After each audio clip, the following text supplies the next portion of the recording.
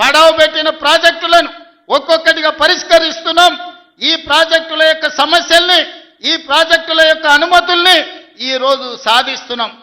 అన్నీ ఉన్నా అల్లు నోట్ల శని ఉన్నట్టు ఎన్ని అనుమతులు తెచ్చినా ఇవాళ 8 లక్షల కోట్ల రూపాయలు అప్పు చేసి నా నెత్తి మీద పెట్టిపోయాను. గ్రామాలల్లో పెద్ద కుటుంబాలు ఉంటాయి. దావతుల కోసం, విలాసాల కోసం తండ్రి అప్పులు చేసి అనుకోకుండా చచ్చిపోతే ఇంటి పెద్ద కొడుకుకు మొత్తం భారమై పడుతుంది.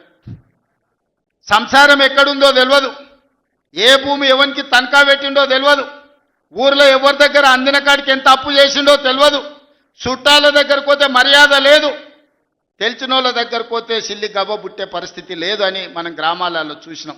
ఇవాళ అచ్చంగా తెలంగాణ రాష్ట్ర ముఖ్యమంత్రిగా నా పరిస్థితి గదే. అనుకోకుండా కుటుంబ పెద్ద కోల్పోతే, ఇంటి బాధ్యత నెత్తి మీద పడితే, అప్పుల ఊబిలో కూరుకపోతే, సమాజంలో కష్టపడి దుక్కి దున్ని పంట పండించి ప్రతి ఒక్కరిని కలుపుకొని పోయి సంసారాన్ని నడిపించడానికి పెద్ద కొడుకు ఎట్లా ప్రయత్నం చేస్తాడో, ఈ 2 ఏళ్లలో ఒక్క రోజు కానీ ఒక్క గంట కానీ సెలవు తీసుకోకుండా రోజుకు 18 గంటలు పనిచేసి తెలంగాణ రాష్ట్రాన్ని ఇవాళ దేశంలోనే ఒక గౌరవప్రదమైన స్థానానికి తీసుకొచ్చినాం.